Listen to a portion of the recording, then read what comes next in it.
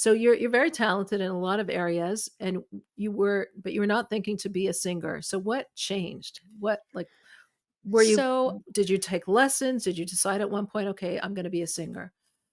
so it started from when I was younger. I was like really a tomboy, daredevil. My brother's less than a year older than me, so we were like not twins, but very close to it. I didn't really have, girls in my neighborhood to play with, and there was a whole group of boys. So up until I was 12, I was really one of the gang. Mm. We rollerbladed. I lived in Kensington. We rollerbladed in middle of the street. We played in the public school like park handball to get the court. Like we were part of the street, literally. And then I turned 12, and my mother's like, "Now you're bas mitzvah. You can't play with boys anymore." And I'm like, "What?" So, yeah, so that was, like, an adjustment. My sister's a year younger than me, but, like, loved playing with dolls, and I'm like, "Oh, so boring." I was always, like, action-oriented, never wanted to be bored. So I ended up doing gymnastics and dance and drawing sometimes because I was too busy to be drawing, like, Mm. Takes a lot So of I patience, right? yeah. Mm. So during class, I have notebooks of all the things I drew during class. Right. And I really enjoyed art lessons. I went to art lessons since I'm in second grade through like for 10 years, 12 years. Like I've always been going to art lessons. And then through all of my escapades, the reason why I brought it up is I got injured a lot. Mm. I wasn't scared. Mm. I don't know. I don't know what was wrong with me, but now I'm plenty scared. It caught up. But I would just like snowboard and jump off things and flip and just like not be scared of things. And I broke many bones. Mm. And I grew up in a house where like just cut it out, like so what? So you're hurt, like figure it out. Mm. And I don't think I got like the empathy or attention that I needed. And um it like always bothered me. So I always wanted to be there for people who were hurt. Like it was so Mm. important for me to like be that compassionate person to like take care of someone when they're hurt and acknowledge and like validate their pain. I'm Mm. like getting emotional just thinking about it. Wow. Yeah, it was like, so I wanted to be a doctor. A doctor. And Interesting. yeah, I wanted to be a doctor. I majored in biology and chemistry, and I was studying for my pre-med. It was like a criteria. If I'm dating you, you have to let me be a doctor. You have to be Mm. okay with that. Mm. And I was actually looking for someone who wanted to be a scholar, who Mm. was like learning. So it A didn't Torah like scholar? match. Yeah. Right. Interesting. Yes. Yeah. So when I met my husband and on the first date, I'm like, "Well, I really wanna be a doctor." He's like, "Great." I'm like, "You're okay Mm. with it?" He's like, "Yeah, amazing. My mom always wanted a doctor in the family, and she never got one. Now she'll get one." Oh, that's funny. Till now, she says, "You cheated us. You said you're a doctor." Oh, wow. Yeah. Wow. You know my I mother-in-law, so sure do. I yeah, could hear her yeah. saying that. Yeah, Absolutely. she's like, "You said." Yeah. She's like, "It's okay. We got a what is she calls it a superstar. We got a superstar, Superstar. but you were supposed to be a doctor." So throughout all my schooling, I needed to make money on the side, and I was a dance teacher. I had gone to dance lessons also throughout high school. So this is when choreo you were married already and you were just doing schooling? You were continuing. So I started school when I was 20, 19, 20, before I was married. Right. So on the side, on Sundays and after Mm. school, You would, college is not every day. I of would course. teach dance, Uh-huh. to make money. Uh-huh. And so I worked for Malky Ginniger. Her School of Arts was right near Touro College in Flatbush, where I went to college. And she hired me as her dance, uh, over all the other dance teachers, even though I was like 19 years old. Mm. I had like all these people working for me. And we got, hundreds of girls ready for stage performances. So I would choreograph, I would direct, I would teach the entire Sunday, like 6, 7, 8 hours. And I did that for a few years. And she's like, "By the way, you can join any class you want here." Mm. So my sister's like, "Yeah, divorce sings." Mm. So the only class they had was 13-year-old girls. So I joined the 13-year-old girls. And that was my first time doing scales. And I even joined the performance. I was the only 19-year-old in the back row. And I even got a solo with the 13-year-olds. And like, I was like so excited. The next year, Malky Giniger said, "Hey, Devorah, you So live in just for Muncie." those who are listening, Malky Giniger is just does performances as well for women and girls. Yes. Yes. Yes. Okay. So I started off, yeah, she saw me in sleepaway camp, choreographing dances, and she approached me and she's like, "I want you for my Sunday program." So that's how Mm. we made the connection. So she's like, "You live in Muncie. I want to open up a franchise of my School of Arts in Muncie. Do you want to run it?" I'm like, "I'm 19. I don't know anything about voice. I know about acting. I know about dance. I was always in plays. I was like all around, like in the arts and performing." So she's like, here's a curriculum right here on paper. You'll teach from this paper. I had 90 students the first year. It Wow. was on my block. I bought these wooden boards, put them on the floor, and taught tap dance and taught ballet and jazz. And I had a class. I was 19 years old. I had 40-year-old women in my class. And I promise you, I was teaching from the paper. I was just so confident that I just like bluffed my way through it. I had no idea what I was doing. What gave you that confidence? You just knew that you had to do it, so you did it? My mother says I was born confident. Confident. Mm. I'm just like I'm just like bossy. Like Right. like my kids are like really independent, and when they're bossy, I'm like, I don't know where they get it from. Wow. Like they Wow. know what they want. They'll tell you what they want and how they want it.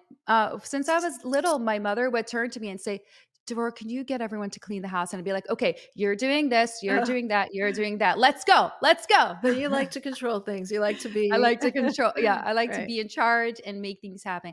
So that started off. I worked there for 3 years. I got so 19, 20, 21. I was not married, and I grew it. The first year we had 90 kids, and then 120, and then we had 180 kids Mhm. in our Sunday school, which I ran.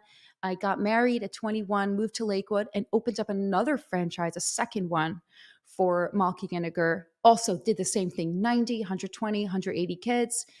For 6 years, I worked for her. And along this whole time, I was pursuing the You sciences pre-med. in college and in pre med.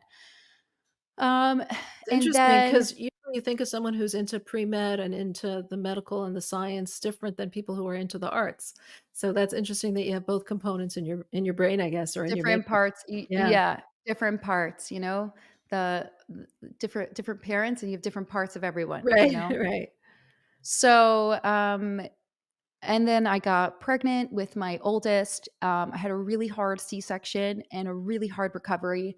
I was in the middle of studying for my MCATs at that point, and um, I was like just holding my little baby and looking down at him, be like, how am I going to leave him? How am I going to Mhm. be out of the house for so many hours, so many years, And I just, all the emotions after a baby, I was just like, I don't know if this is the right route. And I rerouted. Um, and I decided that I like business.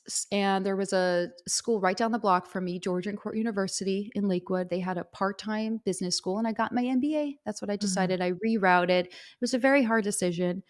And along the way, I still kept up the School of Arts. Mhm. But that wasn't my real job. That Mhm. was Sunday. What about the rest of the week? What about my career? I'm like very ambitious. So I was looking for a job. I worked here, I worked there. I just wasn't happy. I tried so many things. And I'm like, you know what? I give up. I'm just going to be an artist. I took one room in my house, and I like even took like the baby changing station and like painted it and made that into my art easel. Like literally, it's Right. so funny. It's like full of paint. And I painted for 2 months. I painted, and I have beautiful paintings, and I wanted to kill someone. I was so bored. I was just looking at the four walls all day. I'm like, this is not for me. Like, you can't make something happen. You I, more I interaction with couldn't. people, is that it? Yeah, I couldn't do it. I Mhm. couldn't do it. And then I found a job that was marketing for someone who sold ingredients for cosmetics. So you needed to know chemistry, you needed to know the compounds. I'm like, oh, thank you, God. This is why you made me go into science and into business, because of this job. I hated it. They made me they made me package most of the day. I was like a UPS employee, just like Mhm. packaging little samples and sending it to people and answering emails. And I was like, I'm wasting my life.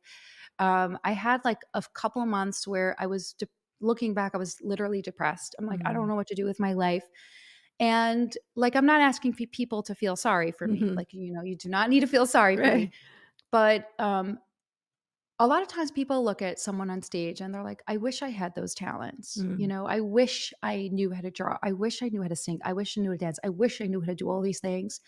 And sometimes when you have so many things pulling you in so many directions, it's Mhm. hard to choose. It's hard to figure out what to 'Cause you were do, talented in so many areas, so many skill sets. right? Right. And at the end of the day, some things are just part of your life to enhance your life, just to Mhm. make your life more enjoyable. Doesn't mean that everything you're good at needs to be a career. It needs to be something that you run after. Do you feel that there Um, was kind of the hand of God guiding you into what you were meant to be doing? 100%, Mhm. 100%. And along the way, whatever I was doing, I gave it my all. I Mhm. didn't know if this was going to work or not. Like when I decided to paint, I put my all into painting. Mhm. When I decided to do, study for my MCATs and do biology, do chemistry, like I got an amazing score. Mhm. Like whatever I did 110%. That's Mhm. what kind of person I am. So, and remember, alongside this whole career journey was my Sunday programs. Mhm. And after 6 years of working for Malky Ginniger, our contract was up, and I opened up my own, without a franchise, I opened up my own school of arts. And my husband um, was saying that he was wondering if I really understood singing and if I really understood what I'm teaching in the voice program. Mhm. I'm like, excuse me, that is so rude. Right. Like everyone's coming to me to learn to sing. Like, what are you saying even? And looking back, like, that was the best thing he could have said. Mhm. And I went to Starbucks one day and looked for a voice teacher near me and just went to this person that had amazing students. And the voice teacher was like, "What are you doing? That's not how you sing. Mm. That is not right." And I was so taken aback. I like went home crying, Mm. and the teacher called me back up and said, "I'm so not my type to call anyone back up, but I think you misunderstood me, and um, I feel like you didn't understand my sense of humor." Mm. And I went back, and the joke is also imagine if I wasn't called, and imagine if I didn't go back. Right. And after 2 years of training with that teacher, I was encouraged to become a singer. And I was like, ha ha, funny joke. That's cute. Like, that's not why I'm here. I'm not here to become a singer. I have an art school that's on the side. It's not my main career. And I just want to make sure I'm teaching the right thing. My teachers are teaching the right thing. And on the wall in the studio was a bunch of students. It was about like 6 pictures, and all of them had one. Were either on Broadway, won international competitions, were like Mm. in commercials. And one day the teacher said, Debbie, which is, my English name, I want your picture for my wall. I'm like, oh, Mm. I made it onto the wall. And then like a few months later, I was moved up the wall. I'm like, oh, I didn't know there's positions on the Right. wall, Wow. And and my teacher asked me, so, when you're done with this, Orthodox thing, where you only sing for women, you really could be an international star. Wow. I'm like, "Okay, first of all, this Orthodox thing is not a phase. Like, this is my wonderful life and this is my religion. And it's not an option to Mm. go anywhere else. But there's no reason why this can't be a thing in the Orthodox world. I remember Kinneret, I remember Malki Kinniger, but obviously knowing me, I like to do things extra. Let's take it to the next level. Mm. And my husband was all for it and encouraged me to put out an album. And that's how it started. I put out an album and an amazing music video. There weren't really music videos out that said, even though it's on YouTube, it says for women only. And it was the start of it's a new career. It's a new, what's the word I'm looking for? A Um, new goal, a new dream, a new ambition, it's a new industry. a new It's a new okay, industry. okay, Yeah, it's right. it's a new industry. Because maybe And now because women are there it hasn't been an industry where women are there was such an audience for women, just women-only no, singers. no. And COVID is really what made it boom Right. because all of a sudden the world got smaller where, everyone from all over the world was just online, hanging Mhm. out on Instagram, hanging out, and just bored.